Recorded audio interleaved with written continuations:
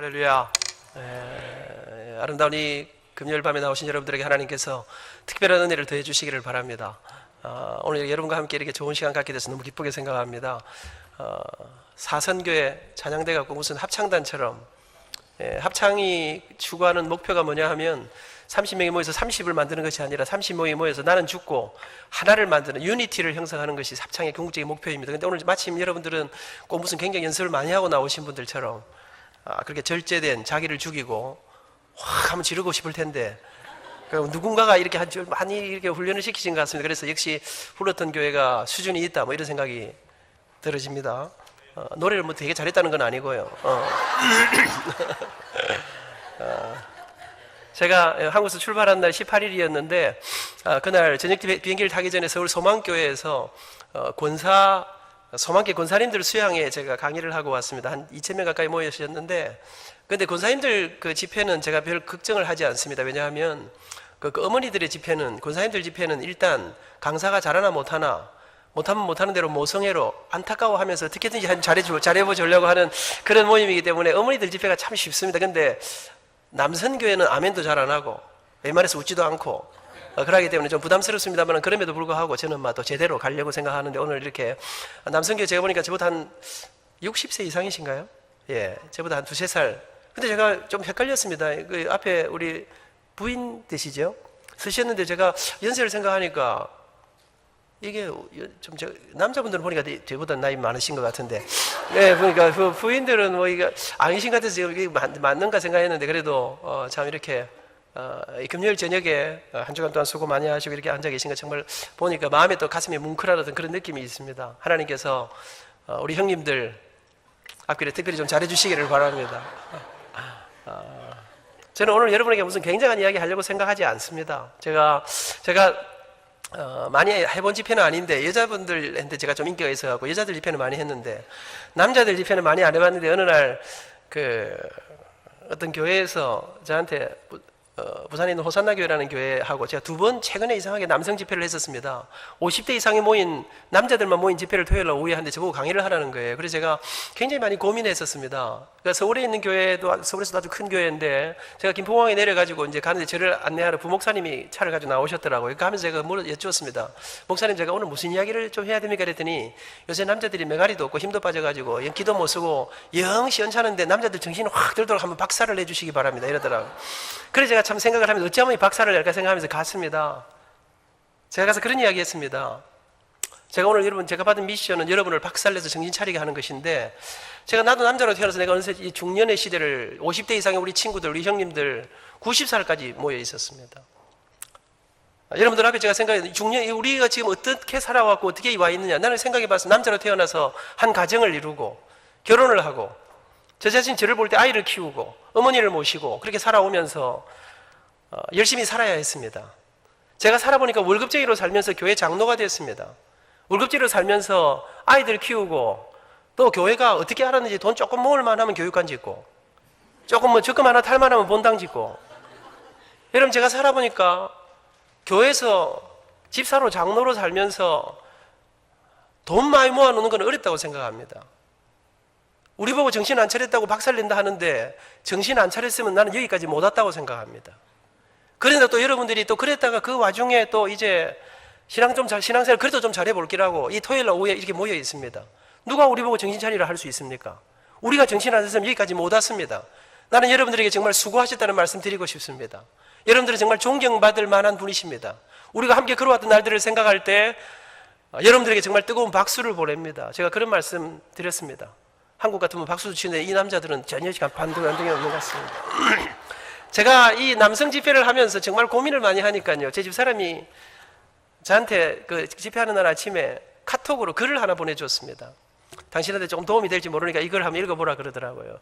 그 글은 중년이라고 하는 나이. 제가 오늘 와서 남선교회, 사남선교회 여러분들을 준비하는 모습 보면서 제가 저 뒤에 인터넷에서 지금 이 글을 찾았습니다. 그래서 제가 그날 읽었던 글을 한번 읽어보려고 합니다. 중년이라는 나이, 눈가에 자리 잡은 주름이 제법 친숙하게 느껴지는 나이, 삶의 깊이와 희노애락에 조금은 의연해질 수 있는 나이, 잡아야 할 것과 놓아야 할 것을 어슴풀에 깨닫는 나이, 눈으로 보는 것뿐만 아니라 가슴으로 삶을 볼 줄 아는 나이, 자신의 미래에 대한 소망보다는 자식의 미래와 소망을 더 걱정하는 나이, 여자는 남자가 되고 남자는 여자가 되어가는 나이, 밖에 있던 남자는 안으로 들어오고 안에 있던 여자는 밖으로 나가려는 나이, 나이를 보태기보다 나이를 빼기를 좋아하는 나이, 이제껏 마누라를 이기고 살았지만 이제부터는 마누라에게 지고 살아야 하는 나이, 뜨거운 커피를 마시고 있으면서도 가슴에 한기를 느끼는 나이, 먼 들녘에서 불어오는 한준의 바람에도 괜시리 눈시울이 붉어지는 나이, 겉으로는 많은 것을 가진 것처럼 보이나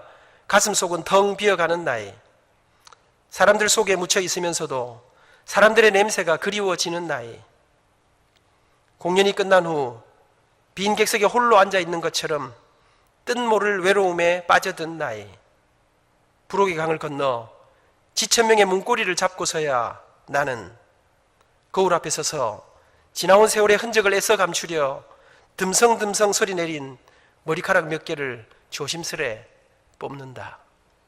부질없는 짓인 줄을 알면서도. 오늘 제가 이 글을 읽어보니까 한 줄이 빠진 것 같습니다. 제가 처음 봤던 그 글에 이런 거 있었습니다. 여자는 팔뚝이 굵어지고 남자는 다리에 힘이 빠지는 나이, 뭐 이런 것들도 있었던 것 같은데 이 글에는 왜 그런지 미국판에는 빠져 있는 것 같습니다. 여러분, 어느새 우리가 이렇게 나이가 들어서 제가 25살에 고신대학 교수가 됐습니다. 33살에 저는 교회 장로가 됐습니다. 제게는 언제나 별명이 있었습니다. 젊은 교수, 젊은 장로. 여러분, 저는 리타이어를 생각할 때 나는 평생 천년도 남은 것처럼 생각했습니다. 수십 년이 내 앞에는 언제나 정년퇴임이 남아 있었습니다. 그래서 나는 정년퇴임을 생각할 이유가 없었습니다. 근데 그렇게 25살에 제가 교수였던, 33살에 가장 젊은 나이에 교수 장로였던 제가 이제는 저희 교회 20몇 분의 장로님 가운데 선임 장로가 됐습니다. 저는 더 이상 젊은 장로가 아닙니다. 제가 젊은 교수였습니다. 어느 날 언제나 최연소 학과장, 최연소 학부장, 최연소 학장, 최연소 처장을 능가하던 제가, 최연소 부총장을 능가하던 제가 이제는 고참 교수가 됐습니다. 아직도 내 가슴 속에는 20살의 젊은 피가 끓고 있는데 소년 같은 마음이 전철을 타면, 한국 전철을 타면 깜짝깜짝 놀랍니다. 왜 아주머니가 차를 타시길래 제가 기꺼이 자리를 양보하고 벌떡 일어나다가 생각하니까 저 사람이 내보다 나이가 많을까? 이 아저씨가 왜 나보다 저 늙은 아저씨가 나한테 자리를 양보, 제가 깜짝 놀라서 멈칫하고 앉지도 못하고 서지도 못하는 그런 혼란 속에 제가 빠져 있습니다. 그런데 아무리 계산해도 계산은 바뀌지 않았습니다. 이제 제게 저만치 60이, 제가 50이 되면서 한동안 멘붕에 빠졌습니다. 뭐 계산이 잘못된 거 아닌가? 근데 아무리 계산해도 계산은 잘못되지 않았습니다. 왜요? 올해 제 아들이 31살이거든요.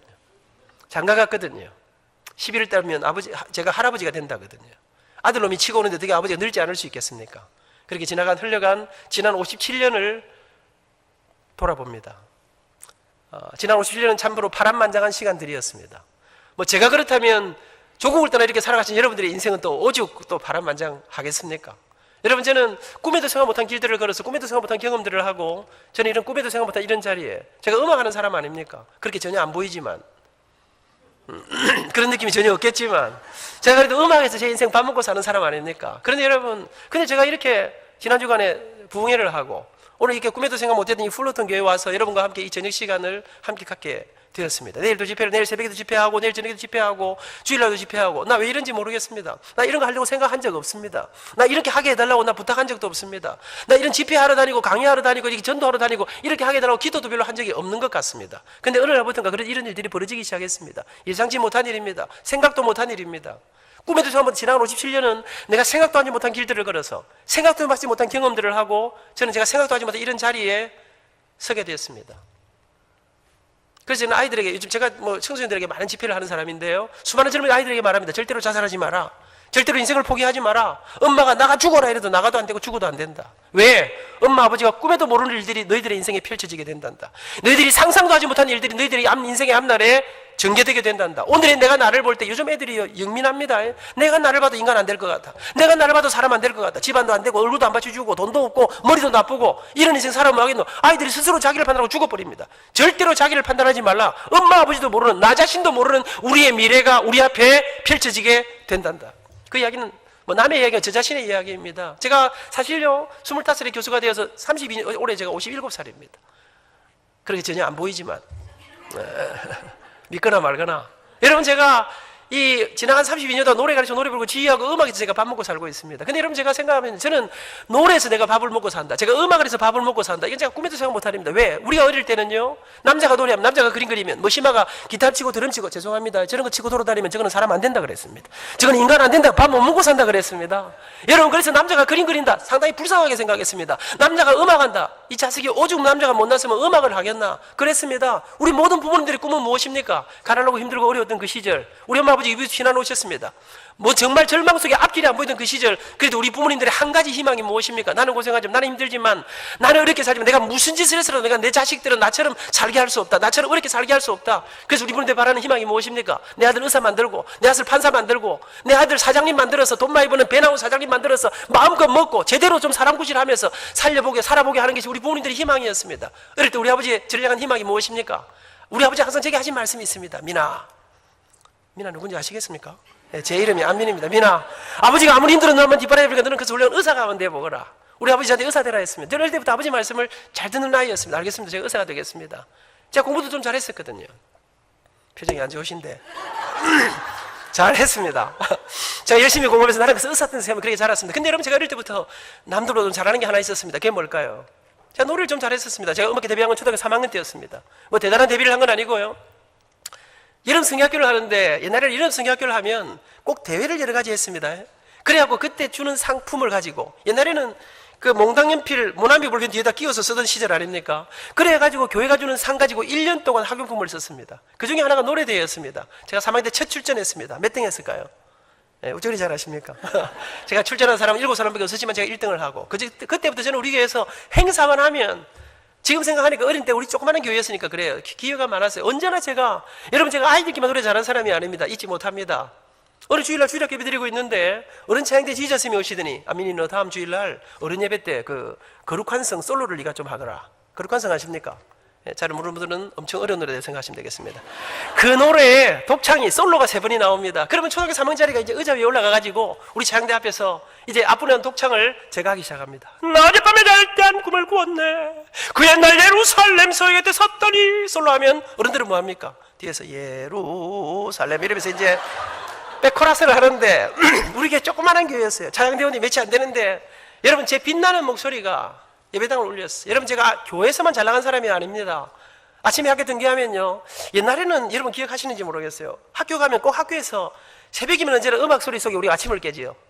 새벽종이 울렸네, 새 아침이 밝았네, 청소차 그 음악 소리 속에 우리가 아침을 깨우고, 학교 가면 학교에도 스피커에 노래 소리가 쫙 들려. 어떤 노래가 들려옵니까? 우리의 소원은 통일, 꿈에도 소원은 통일, 푸른 하늘 은하수 하얀 쪽배엔 엄마가 섬 그늘에 굴 따라가면 아기가 혼자 남아 집을 보다가, 누구 목소리 나올까요? 이런 말해도 무슨 말인지 모르죠 하고 있는 사람들은 상당히 심각한 사람들입니다. 여러분 학교 가는데 제 목소리 노래가 쫙 나옵니다. 가슴이 뿌듯합니다. 여러분 그렇게 초등학교 다닐 때 우리 교회에서, 우리 동네에서, 우리 학교에서 노래를 좀 제법 잘하는 아이로 자랐습니다. 중학교 들어갔습니다. 우리 교회가 조그만한 교회였습니다. 사람이 모자라면 어른들은 많지 않고 아이들은 복닥복닥 하는 시절 아닙니까? 주일학교 선생님들이 모자랐습니다. 중학교 1학년 제가 주일학교 보조 교사를 했습니다.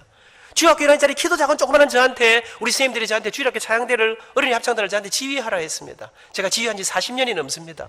여러분 그렇게 교회에서 자랐습니다. 고등학교 들어갔습니다. 유스콰이어를 제가 지휘했습니다. 학교 가면 합창반 반장이었습니다. 참 이상하지요. 옛날에는 노래대회도 많았습니다. 교회에서 하는 대회, 노예에서 하는 대회, 뭐 곳곳에서 하는데, 캠프 뭐 청소년들 무슨 수양회 같은 거 하면 언제나 노래 나가면 1등 했습니다. 여러분 제가 부산의 명문 경남고등학교를 나왔습니다. 교육위원회에서 1년에 한 번씩 교육위원회 콩쿠르라고, 그거는 지금도 있습니다. 각 학교 대표들이 다 모이는데, 우리 학교에도 음대 간다고 레슨 받고 비행기 타고 서울 가서 공부할 일도 많이 있었는데, 우리 음악선생님께서 아민이 네가 나가라는 거예요. 나갔습니다. 당시에 부산 시내 노래하는 애들이 저를 엄청 미워했습니다. 야 임마, 너는 그 의과대학 간다는 놈이 왜 노래대회까지 나와서 남의 인생길을 이렇게 가로막고 이러냐. 여러분 제가 나가면 1등 하니까. 그런데 여러분 아이들은 저를 미워했지만 제가 노래만 부르면 선생님들이 저를 처음 보는 선생님들이 너 성악하라는 거예요.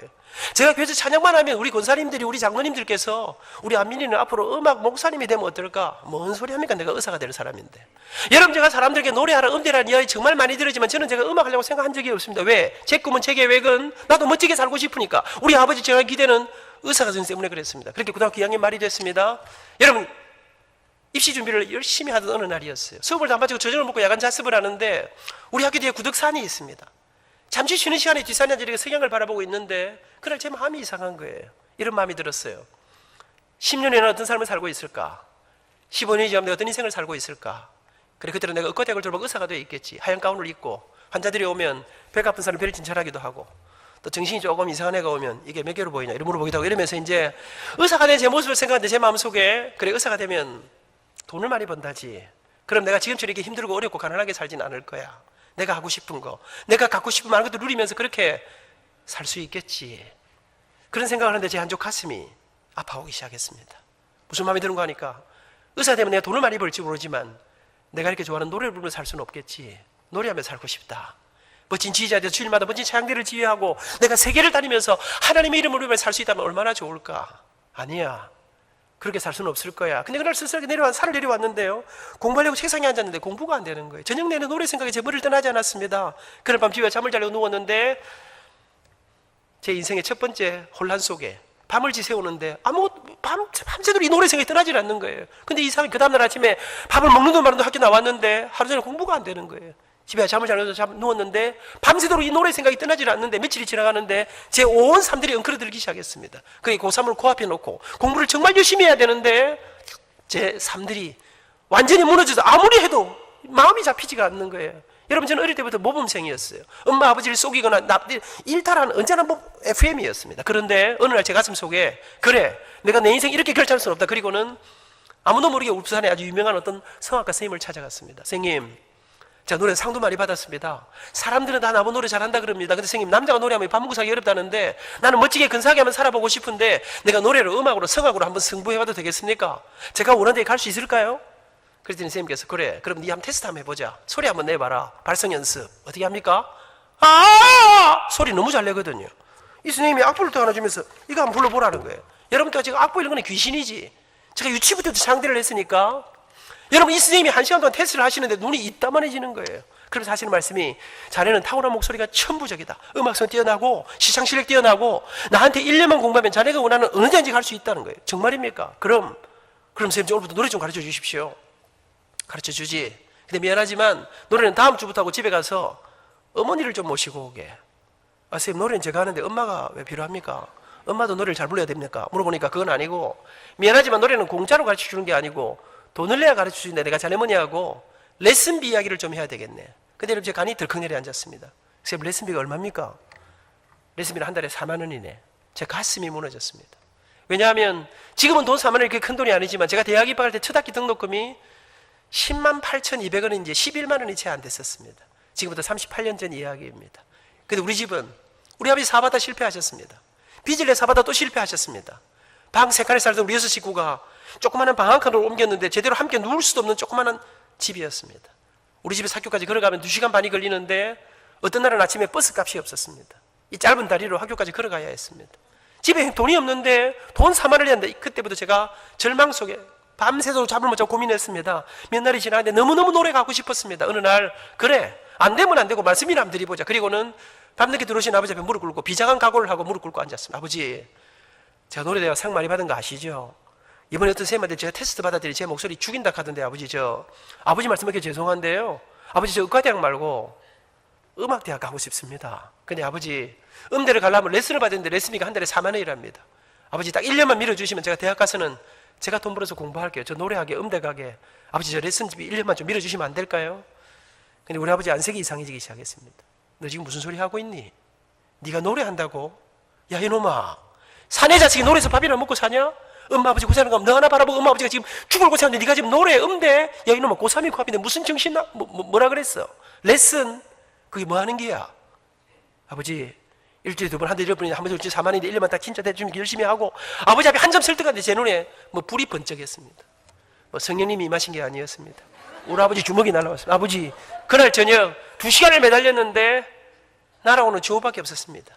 근데 여러분, 그렇게 두드려 맞았는데 아버지 절대 안 된다는데 저는 포기가 안 됐습니다. 내일 다시 한번 붙어봐야 되겠다. 그 다음날 저녁, 여러분 3일 저녁, 저녁마다 우리 집안은, 저는 아버지한테 맞아본 적 없습니다. 착하고 모범적이고 공부 잘하고 아버지한테 기대가 많았습니다. 그런데 우리 아버지에게 그 시절에 내 아들이 노래하다 이거는 세상이 무너지는 소식, 이게 주먹으로 날라왔습니다. 근데 그렇게 두드려 맞았는데 저는 포기가 안 되는 거죠. 저녁마다 집안은, 우리 6 식구가, 제가 밤새도록 끙끙대니까 잠을 못 잡니다. 그러던 어느 날 제가 길이 없었습니다. 새벽에 일찍 일어났습니다. 우리 엄마 뒤를 따라 나갔습니다.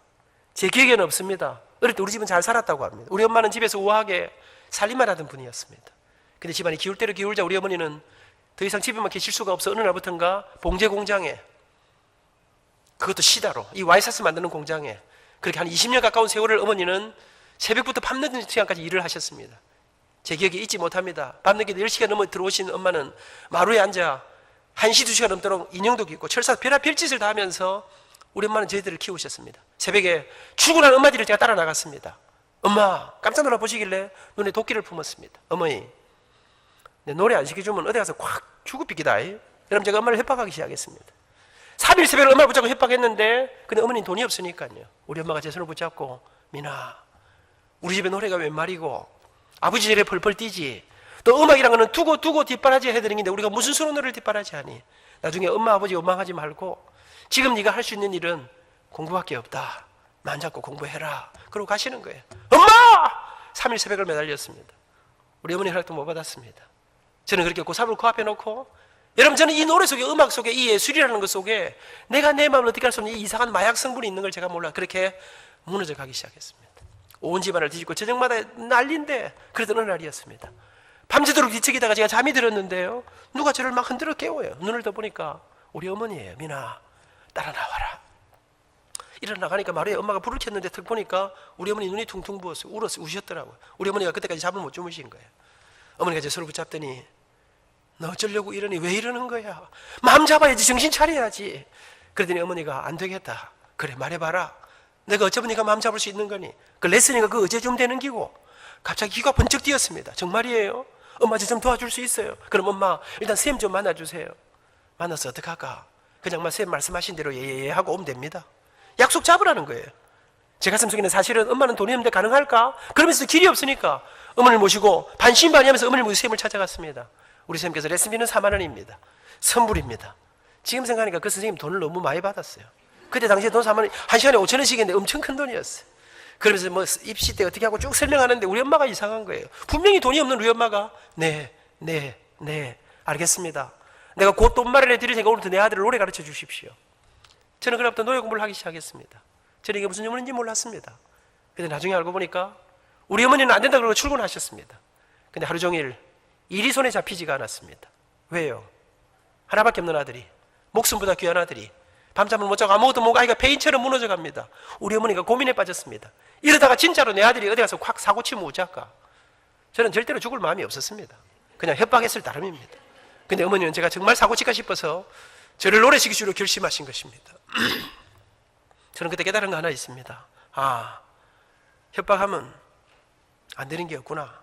왜? 사랑하니까. 그날부터 어머니는 밤 10시간 넘도록 야간으로 돌아오셔서는 2시, 3시간 넘도록 옛날보다 더 많은 시간 동안 별의별 일을 다 하기 시작했습니다. 그렇게 며칠이 지나가는 어느 날 우리 아버지가 밤에 집에 안 들어오시는 거예요. 엄마, 아버지 왜 집에 안 오셔요? 모르겠다. 저는 아버지한테 노래하는 거 비밀로 해달라 그랬습니다. 또 두드려 맞을까 싶어서. 근데 이 엄마 아버지 사이에 비밀이 없는 걸 몰랐습니다. 아버지는 다 알고 계셨습니다. 이놈이 그렇게 맞았는데 노래를 시작했다고 합니다. 근데 엄마 힘으로 동거할 길이 있는 거 우리 아버지가 아십니다. 우리 아버지는 원래 문과 출신이고 사업을 하던 그런 명색이 사장님이셨습니다. 아버지는 몸이 아주 약하셨습니다. 제 기억에 아버지는 벽에 못질도 못하던 분이에요. 우리 엄마가 다 했어요. 아버지는 글을 잘 쓰시고 그러던 분인데 사업에 실패하고 빚내 또 실패하다 빚 때문에 올라앉았습니다. 근데 언젠가부터인가 아버지는 이제 막다른 골목에서 그 약한 몸으로 노동판에 나서 노동을 하셨습니다. 저녁이면 거의 쓰러지듯이 들어오신 우리 아버지가 제가 노래를 시작했다는 말씀을 들으시고 어느 날부터인가 밤에 그 지친 몸으로 집에 안 들어오시고 부산 영도 청학동, 지금 제가 있는 고신대학교 아침에 차를 몰고 출근할 때 그 중간에 버스 회사가 하나 있습니다. 지금도 있습니다. 그 회사에서 우리 아버지는 경비를 서기 시작했습니다. 저는 지금 우리 아파트의 수혜 아저씨들을 경비 아저씨들로 그렇게 보지 못합니다. 저는 그분들에게서 아버지를 봅니다. 명절이 되면 제가 가난하게 살았던 시절을 생각하니까요, 선물보다는 돈이 좋더라고요. 돈이 필요하더라고요. 제가 하얀 봉투에다 생각보다 많은 돈을 넣어서, 그분들은 504호는 왜 이러는지 자기 잘 모르죠. 그러나 저는 그분들에게서 저는 제 아버지를 봅니다. 그렇게 우리 엄마 아버지 말할 수 없는 고생 가운데 저는 1년 내내 노래 공부를 했습니다. 그 이듬해 입시가 다가왔습니다. 사람들은 그러대요. 시골 서리 공부해갖고는 서울에 있는 대학 꿈도 꾸지 마라. 그때는 교수님들이 다 레슨할 때 아닙니까? 비행기 타고 서울 가서 공부하는 무슨 그런 무용담은 전설처럼만 들었는데 촌에서 부산에서 그렇게 공부하면 안 된다는 거예요. 근데 여러분 아십니까? 옛날에는 촌놈들이 깡다구가 안 있었습니까? 가난한 집 아이들이 포기하지 않는 근성이 안 있었습니까? 저 공부는 열심히 했습니다. 그러나 방학간에서 피아노도 없이 연필을 가지고 책상 두드리면서 노래 공부했습니다. 피아노가 정말 필요하면 밤늦게 우리 예배당에 달려가면 이런 멋진 그랜드 피아노가 아닙니다. 조그마한 풍금이 옛날에 발로 밟는 풍금이 있었어요. 그거 밟아서 노래 공부했습니다. 공부는 열심히 했습니다. 그래 사람들은 다 제가 또 세상 물정도 잘 몰랐습니다. 안 된다 하는데 내가 우리 동네에서 노래 제일 잘 부르는데 그래가 한판 붙어본다 생각을 하고 서울대 성악과에 온세를 넣었습니다. 시험 치러 올라갔습니다. 잘 데가 없었습니다. 망우리 공동묘지 밑에 우리 선배가 외국어대 화랑학과를 다니면서 하숙을 하고 있어서 그 집에서 끼어 자면서 몇 날을 3시간 4시간 버스를 타고 다니면서 본고사를 치고 실기시험을 치고 시험을 다 치고 내려왔습니다. 우리 아버지가 저를 좀 나오라 하시더라고요. 제가 아버지 회사로 갔더니 우리 아버지가 미나 아버지가 음악기를 잘 모르지만 이번에 네 때문에 좀 여기저기 알아보니까 너는 그 떨어질 확률이 100%라 하더라. 니처럼 해갖고는 되는 사람이 어떡하니까 미리 마음에 각오를 하거라. 그러고 낙심 같은 거 하지 말고 운것 해봤으니까 이제 마음 잡고 재수해라. 아버지가 무슨 짓을 뒷바라리를 하니까 내년에는 의과대학 시험 치도록 그래 한번 해봐라. 여러분 수학 손 놓은 지 오래됐는데요. 전교 1등해야 의과대학 갈 수 있는데 아버지는 상황을 모르시는 거예요. 발표가 다가오는데 가슴이 정말 답답했습니다. 인터넷도 없던 시절 우리 집엔 전화도 없었습니다. 발표 전날 저도 모르게 밤새도록 가는 랭일차를 타고 발표를 보러 새벽에 서울역에 떨어졌습니다. 버스를 타고 관악산으로 올라가면서 꼴등으로라도 붙었으면 좋겠다. 떨어졌겠지. 정말 착잡한 마음으로 15명, 남자 15명 뽑을 때 경쟁률은 뭐 어마어마했습니다.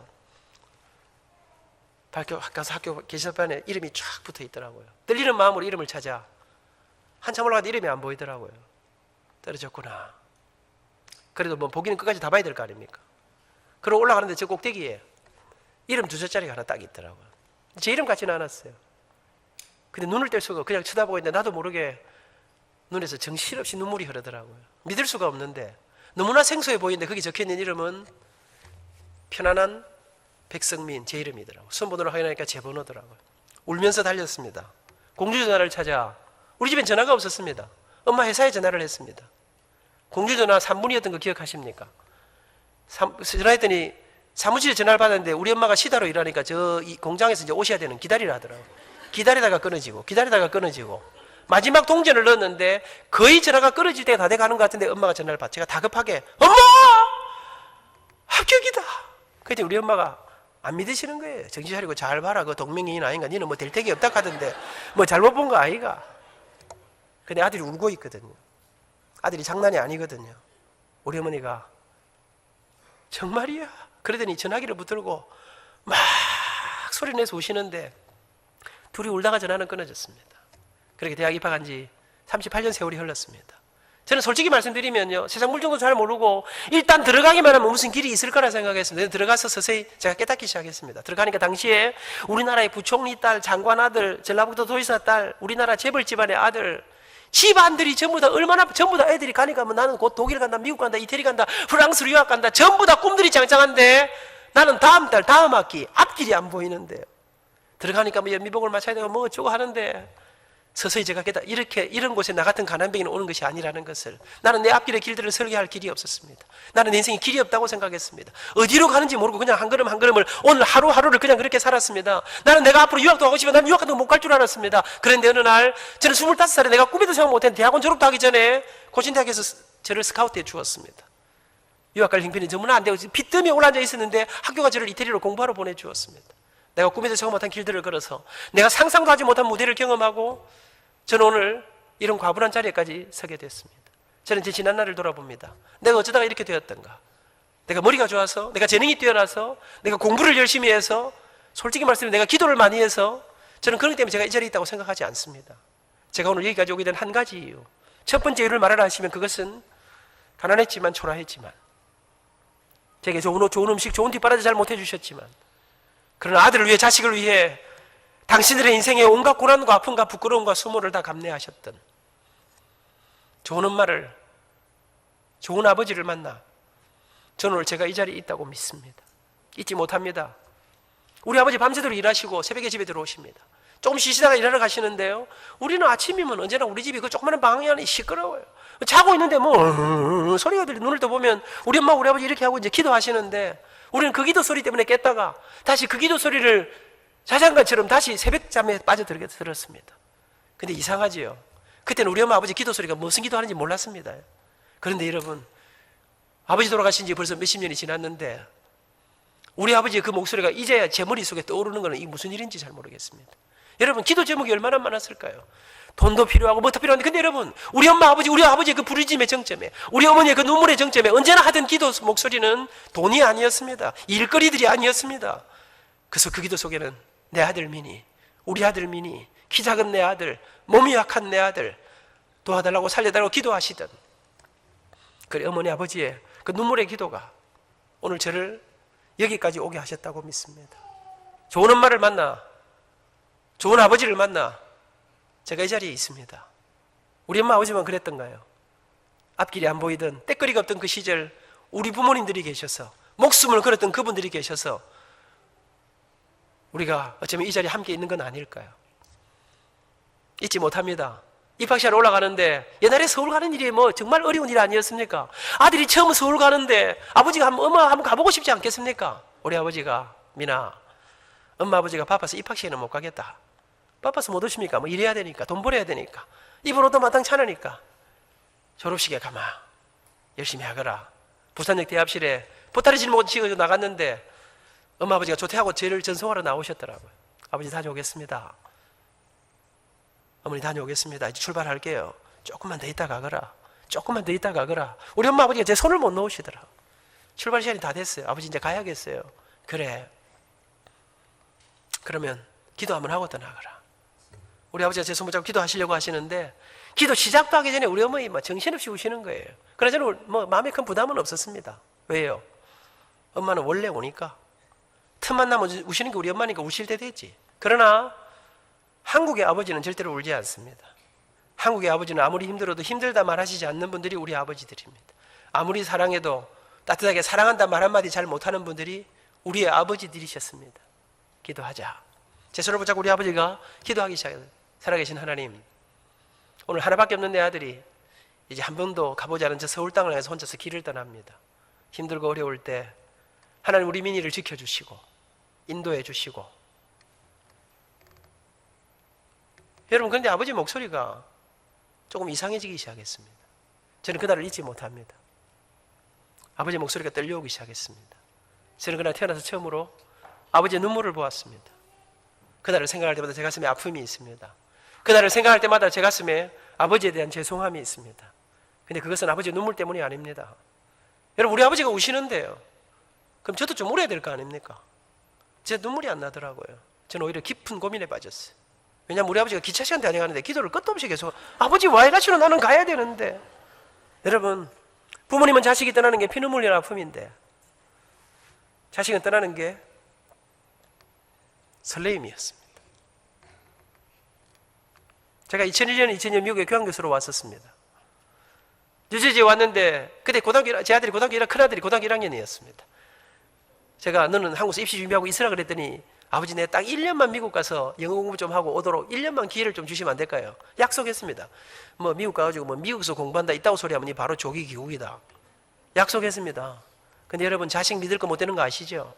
3개월이 지났는데 아버지 미국에서 도전해 본다는 거예요. 데모를 싸우다가 할 수 있이 제가 조건을 바꿨습니다. 그래, 조건이 있다. 아버지가 돈이 없으니까 사립대학은 못 보내준다. 주립대학을 가거라. 그리고 2년이 지나 일리노이 주립대학에 입학을 하게 됐습니다. 꿈에도 생각 못했습니다. 그리고 아들을 입학식이 다가와 8월 말이쯤 됐던 것 같습니다.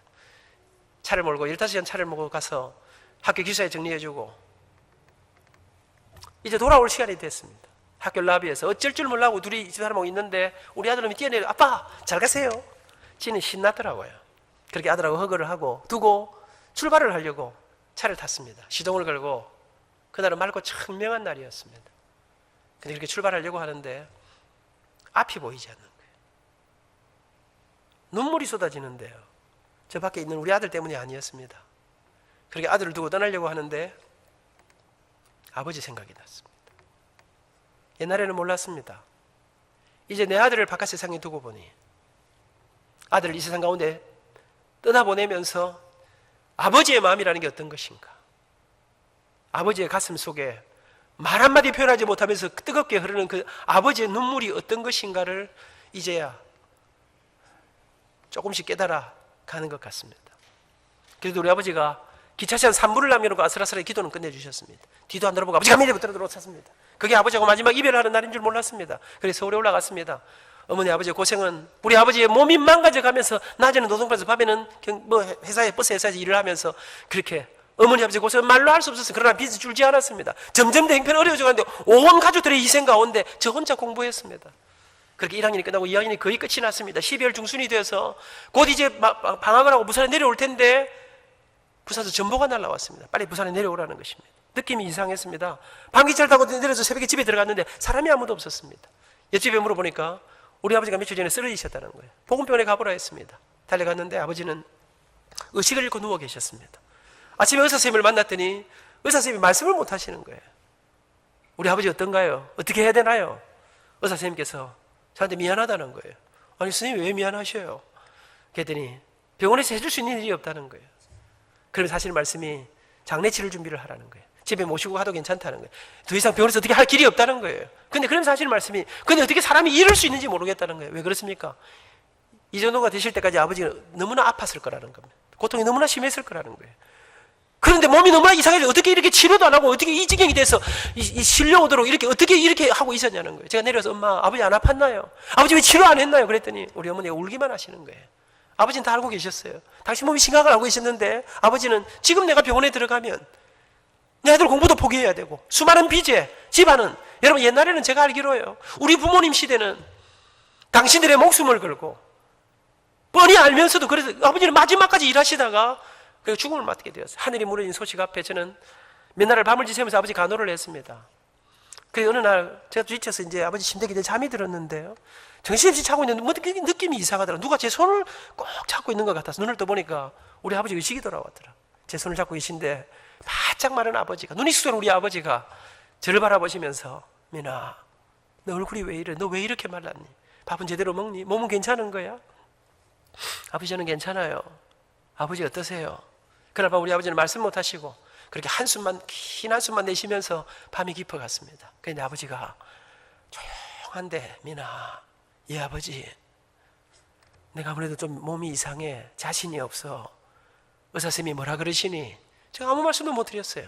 우리 아버지가 그래 내가 오늘 의식이 있을 때 나한테 꼭 좀 해야 될 말이 있구나. 그리고 그날 밤 우리 아버지 저한테 마지막 유언을 하기 시작했습니다. 민아 너무 미안하다. 아버지 사업이 실패하고 이렇게 뒷바라지 못해줘서 고생시켜서 너무 미안하구나. 근데 민아 명심하거라. 아버지가 세상 떠나 천국 가고 나면 네가 이제 우리 집안에 가장이 돼.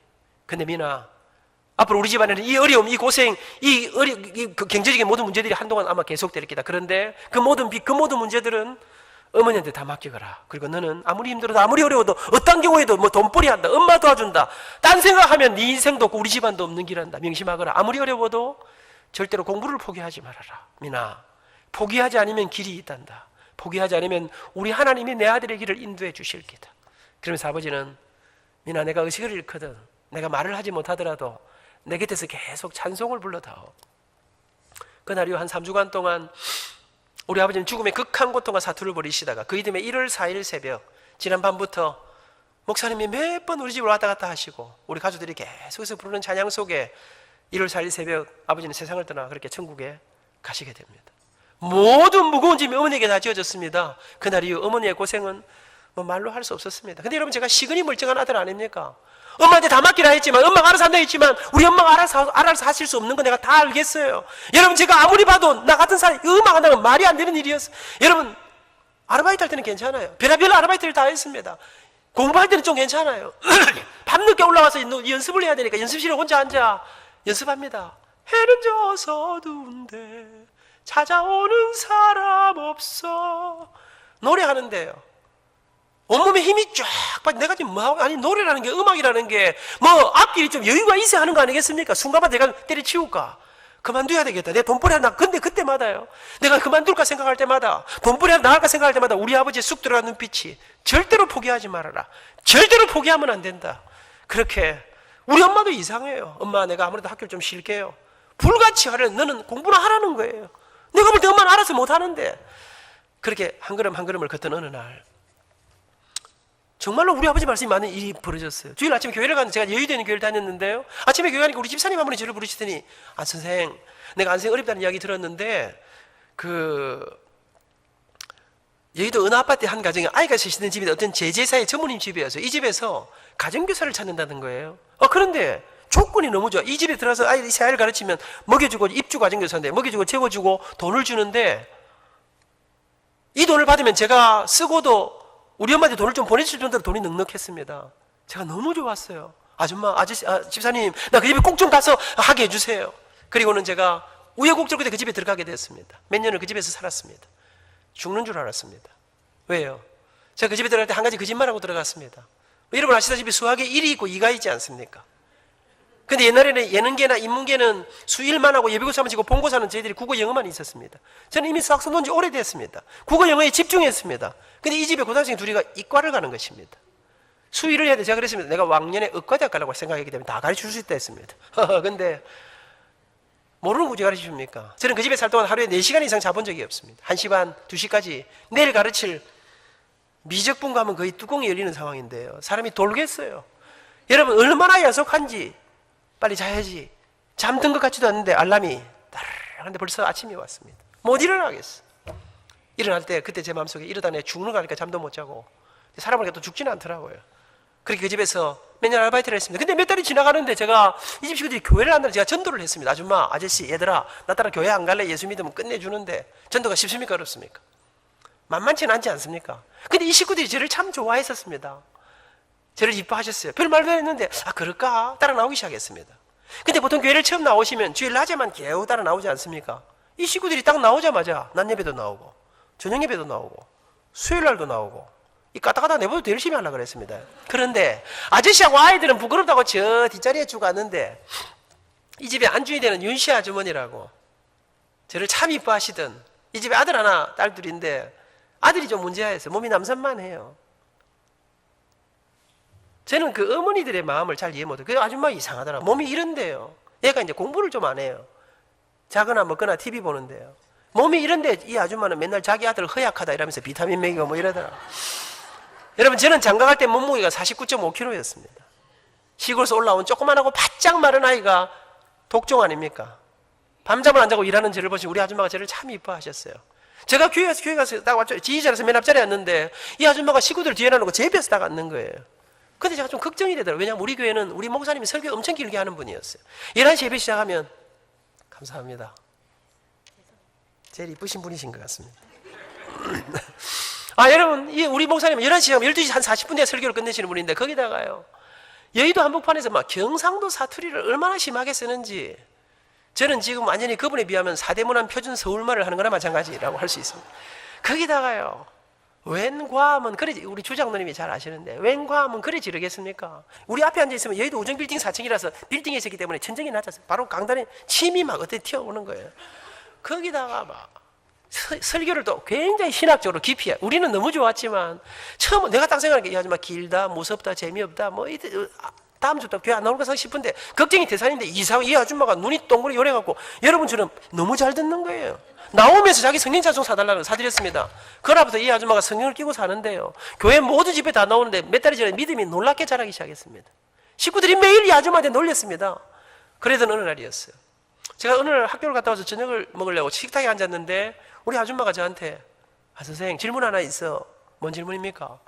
그 교회는 말이야 그 새벽 기도를 며칠에 한 번씩 하는 거야 이래 물어보는 거예요. 제가 그런 거 왜 물어보세요? 입장 곤란하죠. 못 가는데 왜 그러십니까? 했더니 아니 안 선생님 우리 집에 온다면 가끔 새벽이 없어지길래 어디 가는가 보니까 성인 치어 들고 가더라는 거예요. 근데 이게 특별한 요일이나 날짜도 없이 어떤 주는 화요일 가고 어떤 주는 금요일 가고 이러니까 그래서 제가 아줌마 하기는 맨날 하는데 왜 그러세요? 했더니 안 선생 나도 내일부터 새벽 기도를 한번 따라 가보고 싶은데 내가 혼자 가는 게 좀 그래. 안 선생이 나하고 좀 같이 가줄 수 있겠어? 이 아줌마가요. 새벽기도 연락이 얼마나 힘든지 모르는 모양이에요. 나는 못 가니까 혼자 갔다 오세요. 이러고 싶은데 이 아주머니 교회 가자 하는 사람이 저 아닙니까? 제가 또 체면이 있는 사람 아닙니까? 근데 내 생각 그래 뭐 며칠 가다 말겠지 뭐 그래 새벽기도를 그래 뭐 자주 가겠나 이 생각하고 별 생각 없이 그러자 했습니다. 근데 이게 웬일입니까? 그 다음 날부터 제가 서울에 있는 날은 단 하루도 봐주지 매일 새벽 4시 40분이면 문을 두드리는데 사람이 졸도하겠는 거지 못 살겠어요. 근데 나중에 알고 보니까 이 아줌마는요, 이 초저녁잠이 많은 사람이라. 자기는 8시 좀 넘으면 주무시는 거예요. 나는 1시 넘어자는데 그런 날을 몇 시밖에 못 자란 말입니까? 여러분, 제가 그때 깨달은 게 하나 있습니다. 아, 이거 전도를 잘못하면 인생이 고달파지는 수가 있구나. 제가 이 전도를 잘못해가 독종한테 잘못 걸려가지고 이 새벽마다 이 개끌려는 새벽기도 하는 거 아니겠습니까? 아시지요? 그러나 새벽기도가 일어나기가 좀 부담스러워서 그렇지. 간호면 집은 괜찮은 동네 아닙니까? 저는 그 시절을 잊지 못합니다. 새벽마다 이 앞자리에 앉아 저 정말 많이 울었습니다. 새벽마다 하나님 저 좀 도와주십시오. 하나님 나 좀 밀어주십시오. 나도 대학원도 가고 유학도 가고 싶습니다. 근데 하나님 나는 내 인생에 길이 안 보입니다. 근데 하나님은 약자편 아니십니까? 석기의 절마저거는 우리 교회 담임 목사님 아들이었습니다. 자기 아버지가 목사님이니까 밀어주고 땡겨주고 기대주고 오만 건 다 할 거 아닙니까? 하나님 나를 밀어줄 아버지가 안 계십니다. 초라한 우리 엄마가 저 영도촌 구석에서 오늘도 이 아들 하나 바라보고 새벽마다 울고 계신데 하나님 나 빨리 커서 우리 엄마 모시고 살게 하나님 나 좀 도와주십시오. 제가 몇 달 동안 친구 이름 팔아가면서 친구 잘못되라 그 말은 아니었습니다. 열심히 울었습니다. 그러나 전혀 도와주는 느낌이 없었습니다. 여전히 힘들고 여전히 깝깝했습니다. 근데 그러던 어느 날이었습니다. 그날도 아줌마하고 새벽기도를 갔습니다. 목사님의 설교가 간단하게 끝나고 나서 그날 아침에 불을 끄고 각자 기도하라 하시는데 기도를 하려고 하는데 그날 아침에 기도가 안 되는 거예요. 이상한 생각 하나가 그날 아침에 집에서 나올 때부터요, 하나님께서 저한테 딱 시비를 거는 것 같은데 무슨 마음이 드는 거 아니까? 아미나, 너는 근데 맨날 그 기도할 때마다 뭐 이렇게 불만이 많고 달라는 게 그래 많냐? 네가 먼저 네가 가진 것을 먼저 한번 내놔봐라. 그러면 하나님이 너를 밀어주니 땡겨주니 할까요? 여러분, 제 한쪽 마음에요, 뭔가를 내놓으라는 마음이 자꾸만 들어오는데 내 한쪽 마음에서는 열불이 확 터지는 거예요. 왜요? 하나님, 뭐가 있어야 내놓을 거 아닙니까? 뭘 주놓고 내놓아야지. 아무것도 없는데 그날 아침에 이 두 마음이 갈등하다 막 열받아가 기도 잡히고 집에 갚혔습니다. 근데 그날부터 이상한 일이 나기 시작해요. 여러분, 기도가 안 된다 이런 거 혹 아시나요? 우리가 힘들고 어려워도요, 눈물이 터지고 기도가 터지면 괜찮은데요, 분명히 기도를 해야 되는데 여기서 뭐가 꽉 막힌 것 같은데 기도만 하려 하면요, 내놔라 이게 나오는데 사람이 돌겠어요. 제가 그래서 처음에는 하나님하고 이 네고시에이션을, 하나님 협상, 하나님 이러지 마시고 저를 좀 밀어주지. 내가 출세하면 돈 많이 벌면, 내가 잘 되면 내가 절대로 하나님 은혜 잊지 않고 살 것입니다. 내가 잘하고 살겠습니다. 근데 여러분, 이상하죠. 어느 날 슬그머니 제 한쪽 가슴에 찾아온 이 뭔가를 내놓으라는 이 마음이 떠나질 않는데 이게 열흘이 가고 한 달이 가고, 저는 여러분 가난하고 어려워도 맑고 밝고 환하게 낙천적으로 살았습니다. 비관하고 이런 거 안 했습니다. 근데 어느 날부터인가요, 나는 내 친구들이 그렇게 잘 살고 이래도 나하고는 전혀 다른 세상에 살아도요, 내가 걔들을 그렇게 부러워하고 안 그랬어요. 근데 어느 날부터가 이 가슴속에 무슨 마음이 싹 트기 시작하는 거니까, 이놈의 세상이 왜 이렇게 불공평하노? 나는, 우리 집은 아무리 발버둥 쳐도 될 길이 없는데, 얼마 전에 저녁 때까지 술집에 나이트클럽 가서 술 퍼먹고, 이게 어느 날 새벽에 폭발해요. 제가 새벽에 기도하려고 하는데 제가 이게 터져서 제가 벌떡 일어났습니다. 내일부터 새벽 기도 안 간다. 이제 가만히 대주도 안 하는 거. 집에 갚겠습니다. 근데 여러분 아십니까? 새벽 기도를 매일 가는 사람은요, 내일 하루 안 가고 푹 자야 되겠다 이러면 더 일찍 깨집니다. 그 다음날 새벽에 4시 되는데 눈이 딱 떠졌습니다. 머리가 깨지듯이 아픈데 갈 마음이 없었습니다. 이불 뒤서 누워 있는데 제 가슴 속에 이런 인생 이래 살아서 무슨 희망이 있겠노? 여러분, 인생 20살에 절망의 그림자가 제 가슴을 덮었습니다. 눈물이 쏟아지려고 했습니다. 그렇게 일랑으로 누워 있는데 4시 40분이 됐습니다. 우리 아줌마가 문을 두드리기 시작했습니다. 제가 할 수 없이, 아줌마 저 오늘은 못 가요. 근데 우리 아줌마가 문을 딱 열고 들어오더니 저한테, 안 선생이나 교회 가자 그랬지? 안 선생, 하나님 살아 계시다며? 그러면 이러면 안 되는 거 아니야? 팬티 입고 자고 있는데 이불을 세리 걷었습니다. 제가 재작년에 같은 교단인지 모르겠습니다. 영등포에 있는 영등포 교회라는 교회, 방지일 목사님, 그 교회 집회하러 가서 은퇴 권사님이 되신 그분을, 그 가족들을 만났습니다. 내가 전도는 아줌마한테 그래서 새벽 기도를 갔습니다. 목사님 설교가 한 말씀도 들어오지 않았습니다. 그들이면 터질 것 같은 눈물만 쏟아지려고 하는데 그렇게 앉았는데 설교가 끝나고 불을 끄고 각자 기도하라 해서 나 기도가 안 나왔습니다. 한숨만 나오는데 그 깊은 한숨 속에 나도 모르게 습관처럼 한마디가 제 이 한숨을 타고 제 입에서 쑥 빠져나왔어요. 나도 모르게 입에서 긴 한숨을 내쉬면서 하나님 하는데, 이게 수류탄의 안전핀이었습니다. 하나님 하는데 통곡이 터지기 시작했습니다. 그날 아침 저는 아버지 돌아가신 날도 그렇게 울지는 않았습니다. 태어나 처음으로 무너져 그렇게.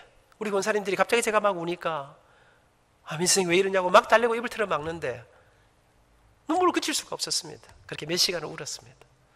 참 이상하대요. 아무것도 해결된 건 없는데 그리고 울다 보니 또 마음이 좀 편안해지더라고요. 정신을 제가 눈을 떠보니까 여의도 우정빌딩 4층의 창문으로 햇살이 쫙 들어오는데 학교 가야 할 시간이었어요. 저는 그때 느낌이에요. 이 우주 속에 혼자 떨어진 느낌이었어요. 정신이 차리고 얼굴 닦고 일어나 빨간 카페트가 갈린 가운데 길을 걸어서 너무나 쓸쓸하게 학교 가려고 예배당 문을 열고 딱 나서려고 하는데 갑자기 제 머릿속에요. 그래, 맞아, 그렇구나. 지나가면서도 그렇게 실망하고 생각하고 고통해도 생각하지 않던 제가 가진 한 가지가 딱 떠올랐습니다. 그게 무엇입니까? 여러분, 저는 어릴 때부터요, 제가 가진 건 없어지만 이래봬도요, 제가 승부근성이 강했습니다. 저는 맡았다면 최선을 다하고 제가 맡은 일은 맨날 밤을 지새도 반드시 해내고야 말았습니다. 여러분, 오늘도 좀 열심히 하는 거 같습니까? 말도 빨리빨리 하고. 제 마음속에 그래, 내가 다른 거 할 것 없이 내 몸으로 뜨는 거 내가 뭘 못하겠노? 또 한 가지, 여러분이 믿으실랑가 모르지만 제가 이래봬도 제가 어릴 때부터 여자들에게 상당히 인기가 많았습니다.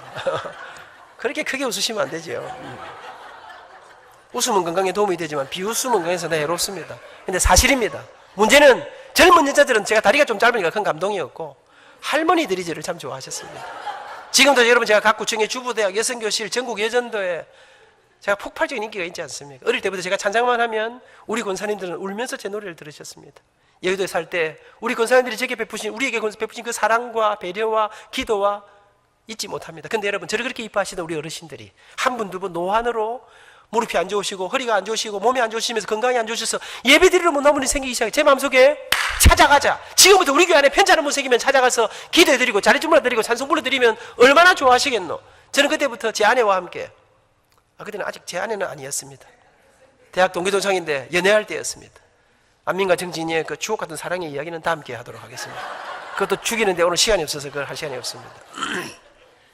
제가 딱 1시간 시간을 받았는데 다 돼가기 때문에 이제 뭐 마무리해야 될 것 같습니다. 여러분, 저는 주일날, 옛날에 우리 교회는요, 여의도에 있었는데 상가에서 밥을 못 해줬습니다. 주일날 점심 못 먹었습니다. 새벽기도 마치고 뭐 주일 학교 섬기고 11시 예배 지휘하고 나면요, 교회에서 빵, 우유 줍니다. 그거 먹고 여의도 한양 쇼핑센터 앞에서 불꽃처럼 노방전도 했습니다. 그리고 대학부 마치고 저녁 예배 전에 비는 시간에 우리 교회 아픈 사람을 찾아내기 시작했습니다. 여러분, 근데 하나님께서요, 그냥 찾아갔어요. 그냥 갔는데 내가 생각도 하지 못한 일들이 갔는데 절대로 잊지 못합니다. 그 집 딸들이 LA에 와 있습니다. 딸이 내신 우리 집안에 우리 그 대학부 후배가 있었습니다. 어머니가 집사람인데 아버지만 교회 안 나왔어요. 위암 말기가 그랬어요. 아버지가 돌아가시 다 됐는데요, 사형선고를 받았는데 교회를 안 나올 정도가 아니고 이분이 얼마나 독한 분인가 하면요, 가족들을 그렇게 핍박하던 분이 우리 목사님이 위중하다 그래서 기도하러 가셨는데 물컵을 목사님한테 던졌어요. 자기는 기도 같은 거 안 받는다는 거예요. 친구들이 매일 울길래 제가, 혜련아, 아버지 만나보러 가자. 안 된다는데 찾아갔습니다. 이미 가보니까요, 물컵 던질 힘도 없더라고요. 제가 2번 딱 찾아갔습니다. 2번째 갔는데 가보니까 마지막이다 싶더라고요. 이미요, 복수가 차가지고 배가 이런데요, 얼굴은 새까만데 죽음의 그림자가 드리워져 있었습니다. 제가, 어르신, 집에 식구들이 다 울고 있는 거 아십니까? 왜 우는지 아십니까? 대단히 죄송합니다만 어르신은 예수님을 안 믿기 때문에 돌아가시면 조금 찝찝한 동네로 가시도록 그렇게 되어 있습니다. 다른 식구들은 예수 믿고 천국 가는데 그 동네하고 이 동네는 한번 갔다 하면 다시는 못 만나도록 되어 있습니다. 그래서 아버지하고 영원히 이별할 날이 다가와서 섭섭해서 울고 하리 있습니까? 근데 어르신, 사람이 왜 죽는지 아십니까? 죄 때문에 죽습니다. 그런데 우리의 그 죄값을 대신하기 위해서 하나님께서 당신의 독생자를 이 땅에 보내시고 그 예수님이 십자가를 지심으로 그 생명의 보혈로 우리의 죄값을 대신 치루어 주셨습니다. 아무것도 하실 거 없습니다. 그 예수님을 믿기만 하면, 내가 죄인인 것을 고백하고 예수님의 십자가의 보혈이 내 죄를 사하셨다는 사실을 고백하기만 하시면 우리 주님이 아버님의 인생을, 아버님의 영혼을 책임져 주실 것입니다. 어르신, 예수 믿으십시오. 그래서 제가 그날 노래 2곡을 불렀습니다. 잊지 못합니다. 우리 아버지 돌아가시고 산에 장례치를 올라갔는데 하관을 하기 전인데 우리 담임 목사님께서, 이제는 원로 목사님이시죠, 한 선생, 아버지 천국 가셨는데 특송 하나 해라. 저는 우리 목사님 완전 또라이 아닌가 이렇게 생각했습니다. 상주 노래 시키는 사람을 맨정신으로 할 수 있겠습니까?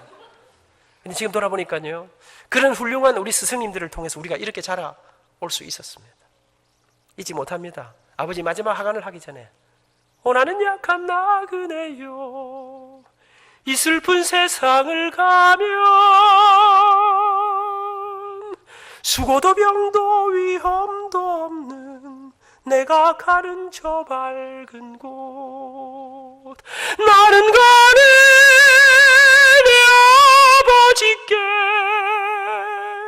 더 이상 방황 없는 곳 나는 가네 십자가 앞에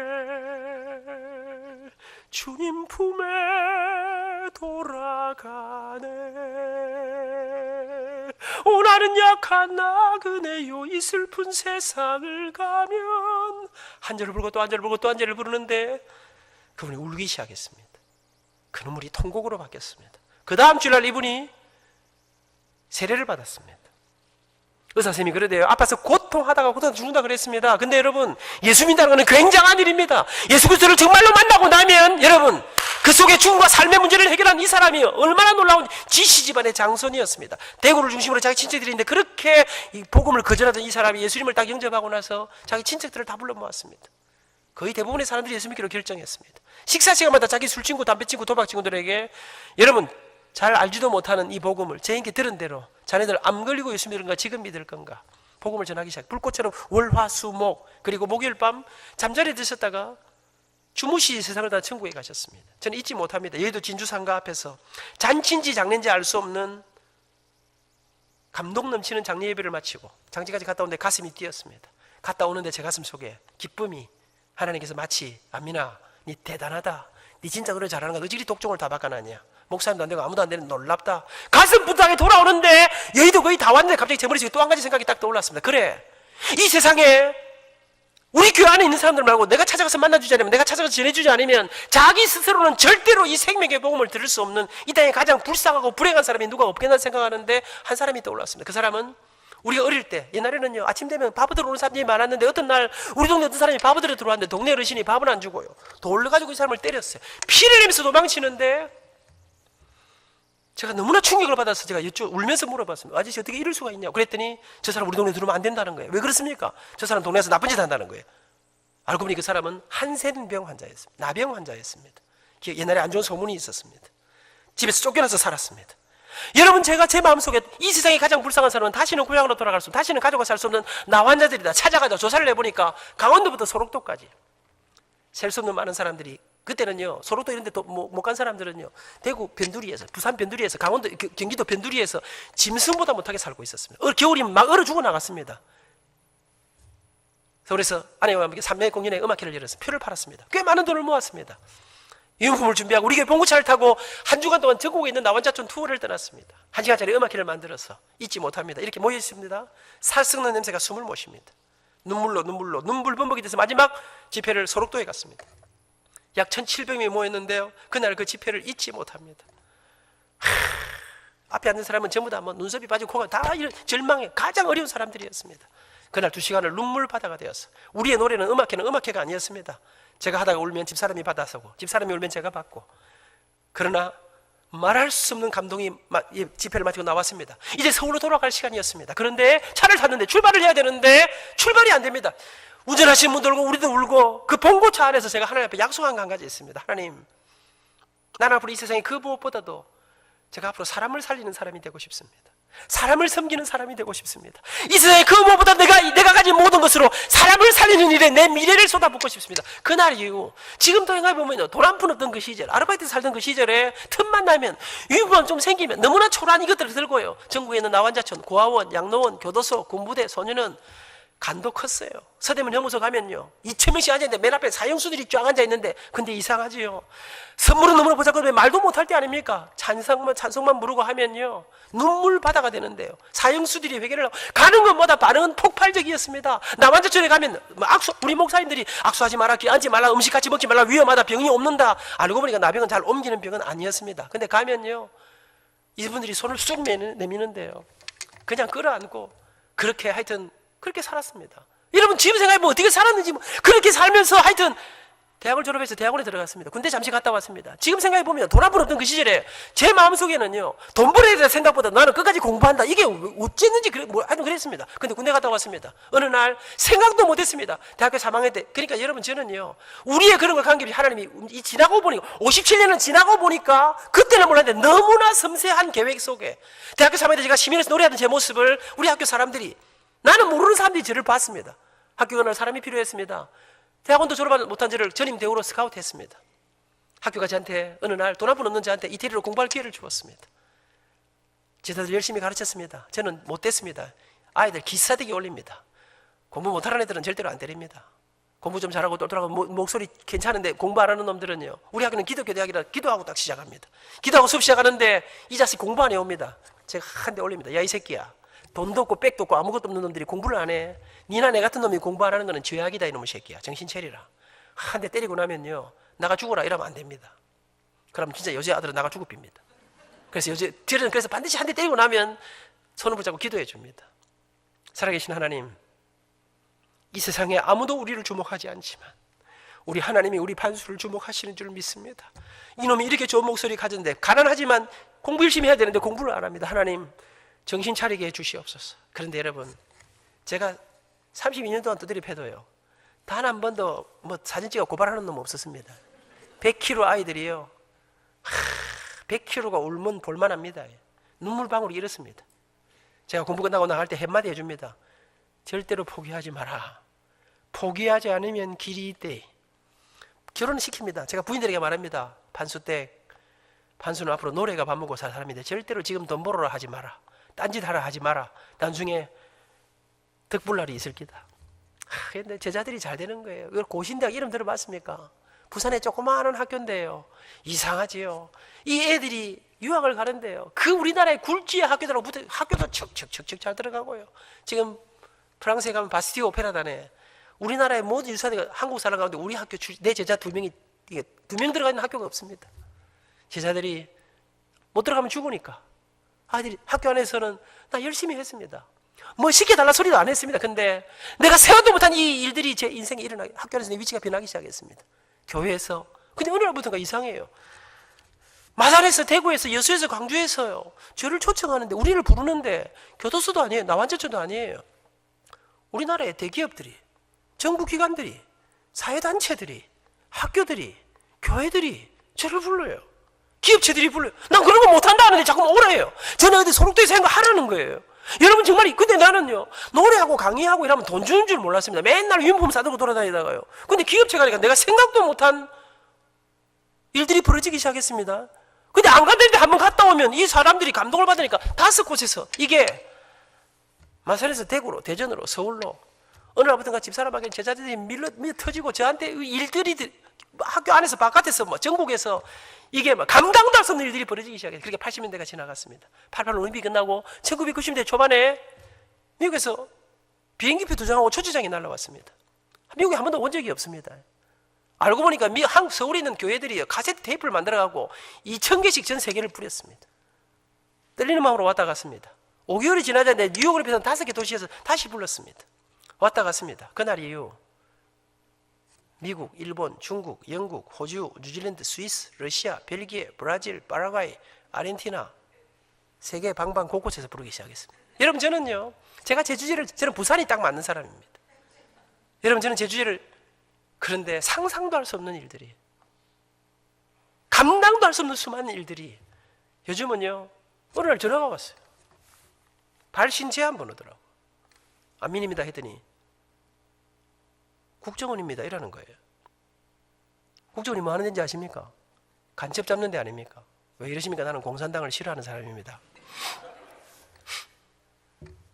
근데 와서 강의를 하라는 거예요. 사법연수원에서, 삼성에서, 현대에서, 대우에서. 여러분, 제가 그 사람들 모르고 학교들이에요. 기독교 학교들을 이해할 수 있습니다. 공립학교들이. 명사초청 강연 뭐 이래가지고 교육청에서, 소방방재청에서, 소방방재하고 자꾸 무슨 관계가 있는 것 같습니까? 난 이해할 수 없는 곳에서 부릅니다. 가는 곳마다 수많은 젊은이들을 만나고. 여러분, 제가 그러고 보니까요, 이제 제가 돌아가면 이 아이들 여름 방학 시즌에 전국의 구석구석에서 열리는 청소년 캠프에 나는 한 번도 나를 초청해달라 한 적이 없습니다. 수많은 젊은이들을 전 군에 육사, 해사, 공사, 군대마다 여러분 일군 사령관이 오래서 갔습니다. 4스타입니다. 경례 탁 저한테 하고요. 1군단 3스타입니다. 이야. 근데 여러분 아십니까? 저는 대한민국 북한이 가장 두려워하는 특수부대 출신입니다. 방위라고 여러분 아시는지 모르겠습니다. 6개월 방위라고. 제가 키가 작아서 방위한 건 아니고요. 제가 이대 독자고 우리 아버님 일찍 소천하셨기 때문에 옛날에는 부선망 독자라 그래서 그 사람들은 방위를 6개월 동안 했습니다. 제가 교련 3년이기 때문에 159일 했습니다. 근데 여러분 짝대기 하나 방위가 국방부 장관 참모총장을 앞에 놓고 상상도 할 수 없는 수많은 일들이 가는 곳마다 저는 이런 이야기를 하고 있습니다. 나는 내 인생 20살에 죽음을 생각했습니다. 꿈도 있고 희망도 있고 내 인생의 앞길이 보이지 않았습니다. 나는 예수님을 믿는 기독교 신자입니다. 내가 믿는 그분에게 나는 새벽마다 내 뜻과 관계없이 내가 전전에 어떤 이상한 아줌마 때문에 그래서 새벽마다 울면서 기도했습니다. 나 좀 도와달라고, 내게 공부할 수 있는 길을 좀 열어달라고. 근데 어느 날 그분은 내게 그분의 대답은 너무나 야속한 것이었습니다. 니 맨날 달라 하지 말고 니 가진 것을 먼저 내놓으라. 나는 분노했습니다. 새벽마다 절망의 눈물로 더 이상 기도도 할 수 없었습니다. 그 절망으로 쓰러져 울던 어느 날 내가 말귀를 못 알아듣고 있으니까 그분이 제게 찾아오셨습니다. 그분이 제 눈물을 닦으셨습니다. 그리고 나는 내가 가진 줄을 몰랐습니다. 그분은 내 가슴 속에서 노래라고 하는, 젊음이라고 하는, 열정이라고 하는, 부지런함이라고 하는, 이 세상에 그 누구도 만나고 싶어 하지 않은 사람들을 향해 내 작은 손을 내미는 긍휼이라고 하는, 사랑이라고 하는 작은 마음을 끄집어내 내 노래 속에 내 작은 믿음과 사랑을 담아 이 세상의 절망의 사람들에게 내 작은 삶을 나눠주던 어느 날 나는 이게 내 인생을 바꾸는 줄 몰랐습니다. 돌아보니 내 뒤에 그렇게 살다 보니까 그 지긋지긋한 빛들은 사라지더라고요. 그렇게 살다 보니까 그때부터 지금 몇 년입니까? 나는 단 한 번도 초청해달라 한 적이 없는데 1년에 수만 명의 사람들을 제게 만나게 해주시고 돈도 명예도 자리도 행복도 기쁨도 의미도 감격도 어느 하나님이 저를 스타로 만들어 주셨습니다. 성경에 보니까 안민이 니는 스타다 이래 써놨더라고요. 그런 게 어디 나옵니까? 많은 사람을 옳은 대로 인도하는 사람은 별과 같이 빛나게 하리라 주님 말씀. 여러분 나는 그렇게 한 적이 없는데 제가 지난 주간에 집회 마치고 옐로스톤 여행 갔다 왔습니다. 어떤 사람이 자꾸만 날더러 목사님 같다는 거예요.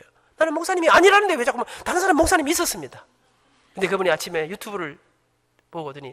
뭔가 어디서 많이 본 사람 같더라는 거예요. 나는 유튜브 같은데 나는 SNS를 잘 안 하는 사람입니다. 그런데 수많은 곳에 제가 오늘 목사님 제 책을 드렸습니다. 나는 책 같은 거 쓰려고 생각한 적이 없었는데 규장에서 5년 동안 나한테 당신 이야기를 책으로 쓰자 했습니다. 할 수 없이 썼습니다. 책 제목을 못 정했습니다. 출판사 전화가 왔습니다. 장로님 권사님 찬양하는 모습 봤는데 인터넷에서 봤는데 너무나 멋지던데 장로님 권사님의 사랑의 이야기들이 너무 멋지던데 행복 콘서트 어떨까요? 나는 내 책이 그리 좋은 책인지 몰랐습니다. 무슨 말입니까? 한 권씩 사보시라 이 말입니다. 뭐 그런다고 여러분이 사볼 사람도 아니지만은 사랑하는 여러분, 근데 여러분 아십니까? 저는 잊지 못합니다. 제 책이 나온 날 우리 아들 둘이 마침 집에 같이 있었습니다.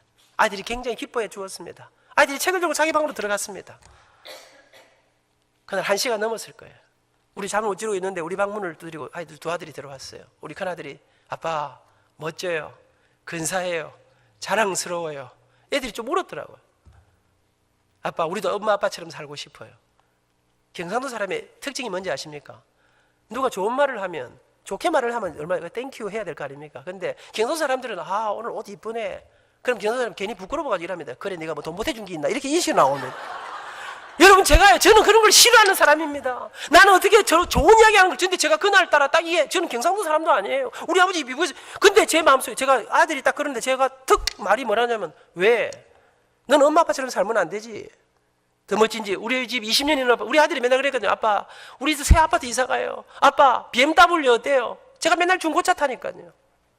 여러분 제가 그러니까 제가 그랬어요. 왜? 너는 나처럼 살면 안 되지. 좋은 차 타고 좋은 집 가지고 살아야지. 근데 우리 아들들이 아니야 아빠. 내가 진짜 성공이 뭔지 알았어요. 진짜 행복이 어떤 건지 알았어요. 나도 우리 할머니 할아버지처럼 엄마 아빠처럼. 여러분 난 우리 아들들에게 이야기했거든요. 성은아, 성준아, 아버지는 이거보다 더 좋은 집은 내가 내 돈 주고 내가 안 살라고 생각한다. 오래됐지만 이거보다 더 좋은 차는 내가 내 돈 주고 내가 안 살라고 생각한다. 왠 줄 아니? 아버지가 대학교생가 돈을 얼마를 벌어가지고 할머니 모셔야지. 제가 외할머니, 우리 장모님도 제가 모시고 있거든요. 외할머니 모셔야지. 너희 둘이 공부시켜야지. 아버지 장로님 아이가 11조, 감사헌금, 건축헌금 이거 기본이고, 예수님 재림할 때까지 헌금 종류가 늘면들지 또 줄기야 하겠냐. 아버지가 신앙은 없지만 그래도 체면은 있는 거 아니겠나. 뭐 조금씩 또 장로니까 감당도 해야 안 되겠나. 그런데 좋은 집 다 사고 좋은 차 다 사면 아버지 할 일을 못하니까 아버지 이 정도로 만족하려고 생각한다. 우리 아들들이 좋은 집 사줄락 합니다. 좋은 차 사줄락 했습니다. 나는 믿고 있습니다. 꼭 받아내려고 생각하고 있습니다. 어릴 때부터 제가 매일 그랬습니다. 학교 간 아이를 제가 붙잡고, 준, I love you. 니 진짜 잘생겼다. 우리 아들 저하고 똑같이 생겼습니다. 아빠 왜 이리 빨리빨리 낳아주세요. 그럼 제가 귀에다 대고 말합니다. 좋은 집 사준다 했지. 아빠 사드린다는데 아버지 아침마다 진짜 지각인데 이렇게 할 수. 제가 속으로, 야 이 자식아 네가 한두 번 얘기해 사주겠나. 세뇌 교육을 시켜야지. 사랑하는 여러분, 저는 이제 말씀을 맺어야 할 시간입니다. 저는 예수님이 정말로 좋습니다. 그리고 어느 날 제가 문득 깨달은 거 있습니다. 정말 힘겹게 살았는데 어느 날 탁 들어보니까, 그러고 보니까 여러분 제 걸어가는 삶 속에 그렇게 살다 보니까 내 뒤에는요, 이제는 내가 뭐 부자는 아니지만 그렇다고 뭐 가난하지도 않습니다. 여러분 제 삶의 말을, 여러분 제가 우리나라의 CEO 한 70명이 조선호텔에서 조찬 강연을 하는데 저한테 오라 해서 강의를 하러 갔습니다. 제목이 행복과 성공의 비결이었습니다. 근데 그 자리에 있는 사람들은 이름만 대면 알만한 이 땅의 재벌들이었습니다. 나하고는 비교가 안 되는 그 사람들이 제게 마치 이렇게 묻는 것 같아요. 너는 돈도 없는 게, 너는 별것도 아닌 조그마한 이름도 못 들어보는 고신대학교가 무슨 학교고, 그런데 이는 아니 네가 뭐 그래? 니는 근데 네 인생에 뭐 그래 자신이 만만하노? 네 책을 읽어보니 네 뭐 그렇게 행복하노? 어디서 그런 힘이 오는 기고? 난 알았습니다. 수십 조를 가지고도 그들은 배가 고프다는 사실을 말입니다. 그 어마어마한 자리를 가지고도 그들은 여전히 이 세상에 채울 수 없는, 만족하지 못하는 이 굶주린 마음으로 살고 있다는 것을 예수님이 제게, 너희가 이 사람들에게 먹을 것을 주라 하십니다. 저는 그 예수님을 만나 인생의 참 행복이 어디서 오는지를 깨닫게 되었습니다. 저는 이 장면을 이야기하고 말씀을 맺겠습니다. 예수님을 만나 제 인생을 바꾸신 그 주님께서 역시 예수님이 부활하셨습니다. 부활하신 예수님께서 배신 때리고 도망친 베드로를 찾아가셨습니다. 수제했던 베드로는 밤새도록 예수님 부활하신 것도 모르고 고기잡이 하고 있었습니다. 예수님이 그를 쳐다보고 계셨습니다. 예수님 기분이 어땠을까요? 저 같으면 기분이 어땠을까요? 꼴 좋다. 네가 고기를 잡아. 앞으로 네 인생에 물고기는 없는 줄 알아. 네가 하는 모든 일은 다 꼬일 기다. 나쁜 놈의 자식. 큰 소리 빵빵 치더니 배신을 데리고 도망을 치고 있어. 콱 배를 쉘이 막 엎어버리가 보다. 저 같으면 죽여버립니다. 배신 때리고 큰 소리 치다가 한 방에 날아가 버린. 근데 여러분, 예수님은 정말 감사하게도 다행스럽게도 저 같은 분이 아니셨습니다. 예수님 베드로에게, 베드로야 고기 좀 잡았느냐? 아니요. 저기다 그물을 던져라. 그물 가득히 물고기를 잡았습니다. 그리고 주님은 밤새도록 아무것도 먹지 못한 시장한 제자를 위해서 건너오셔서 숯불을 피우고 떡을 굽고 생선을 굽고 아침 조반을 준비하셨습니다. 그 앞에 베드로가 앉아 있습니다. 베드로 기분은 어땠을까요? 베드로도 양심이 있지 않겠습니까? 근심 어린 마음으로 얼마나 갈등했을까요? 이럴 줄 알았으면 배신 안 때리는 건데, 좀 잘해보는 건데, 미치겠다, 돌겠다. 지금 이 순간이 어떤 순간입니까? 예수님께서 승천하시기 전에 베드로에게 마지막 사명을 맡기시는 순간입니다. 그러면 한 말씀 하셔야 안 되겠습니까? 베드로야, 한 가지만 물어보자. 너 그때 나 모른다 하고 도망갈 때 너 무슨 마음으로 도망갔어? 내 진짜 섭섭하던데 배신 때리는 거, 여러분 큰 소리 빵빵 치는 거 보고 배신 때리는 건 뭐냐? 아니면 베드로, 내가 과거는 못지 않으마 앞으로 어떻게 하려 하노? 잘해볼기가, 정신 차리기가, 요 각서에다가 손가락 발가락 도장 다 찍어라. 내가 이제 네 말은 못 믿는다. 입만 갖고 맨날 뒤집는 게 다반사인데, 여러분 뭐 하나 받아놔야 안 되겠습니까? 근데 목사님, 제가 신학적으로는 잘 모르겠습니다. 제가 57년간 신앙생활을 하면서요, 우리 예수님은 우리에게 없는 걸 요구하시거나 그렇게도 끊임없이 배신했던 우리의 과거를 물고 늘어지는 분이 아니셨습니다. 주님은 이미 베드로를 알고 있었습니다. 그리고 베드로에게 이미 그 가슴 속에 자신도 알지 못하는 남아있는 보리떡 하나를 보시고 예수님께서 베드로에게 한마디를 물으셨습니다. 뭐라고요? 사랑하는 시몬아, 넌 날 사랑하느냐? 베드로는 아팠습니다. 그러니까 내가 절대로 저 사람 모른다, 저 사람 알면 성을 가라라, 그 일하던 한 비자 앞에서 거절하던, 여러분 배신을 때리던 그 순간 상황들이 생각이 나지 않았을까요? 여러분, 베드로는 뭔지도 모르고 그냥 대답합니다. 주님, 내가 실패한 인간이지만 그래도 내가 주님 사랑을 주님이 아시지 않습니까? 우리 주님은 그 한마디를 들으시고 말씀하십니다. 내 양을 먹이라. 내 어린 양을 먹이라. 내 양을 치라. 그렇게 예수님을 다시 만난 베드로는 일어나 시대가 감당할 수 없는, 세상이 감당할 수 없는 거룩한 주님의 교회를 세우는, 생명을 구원하는, 자기의 남은 인생을 복음을 위해서 바치는 거 아닙니까? 친애하는 사람성교회 형님 여러분, 불꽃처럼 우리는 살아왔습니다. 어느새 우리는 60을 넘어가고 있습니다. 그 다음에 저는 인생 80에, 제가 그 남성 집회를 하면서 제가 그 말씀했습니다.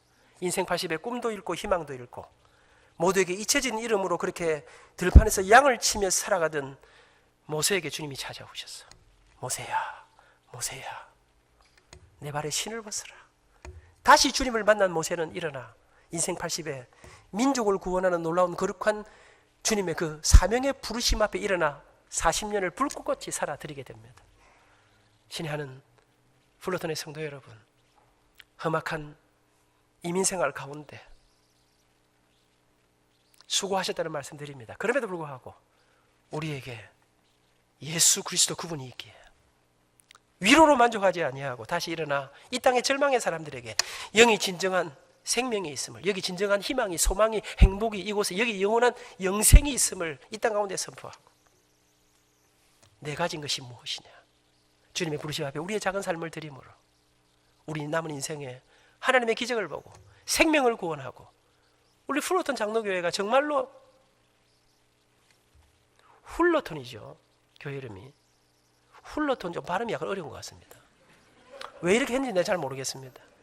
친애하는 성도 여러분, 우리 교회가 이 땅을, 이 시대를 새롭게 하는, 한 번 받은 인생, 교회는 단순해야 된다고 저는 믿습니다. 심플하게 하나님 사랑, 생명 사랑, 회의는 짧게, 식사는 길게, 그리고 우리 교회가 영원 사랑에, 하나님 사랑에 감격해서 주체할 수 없는 이 사랑을 이 땅 가운데 나눔으로 이민족 사회에 한번 새로운 우리만의 주님과의 아름다운 사랑의 이야기들을 써나가는, 제가 책에다가 제가 그렇게 썼습니다. 노 목사님과 훌러선 장로교회가 함께 부르는 멋진 행복 콘서트를 기대합니다. 제 제자들에게 말했습니다. 행복 콘서트 이름 내가 썼다. 그런데 다음은 네가 써라. 3편은 네가 쓰거라. 우리 교회, 여러분, 죽다 살아나는 우리 교회가 이 행복을 모른다면, 이 감격을 우리가 실현하지 못한다면, 이것은 진정한 생명의 의미를, 행복의 의미를 모른다면 우리는 너무나 사실 좀 불쌍한 사람 아닐까요? 친애하는 성도 여러분, 다시 일어나 푯대를 향해 그 주님만 바라보면서 나아가면서 아름답고 자랑스럽고 멋진 교회를, 이 세상의 희망이 되는 그런 교회로 다시 새롭게 나아가는 그런 교회가 될 수 있기를 축복합니다. 감사합니다.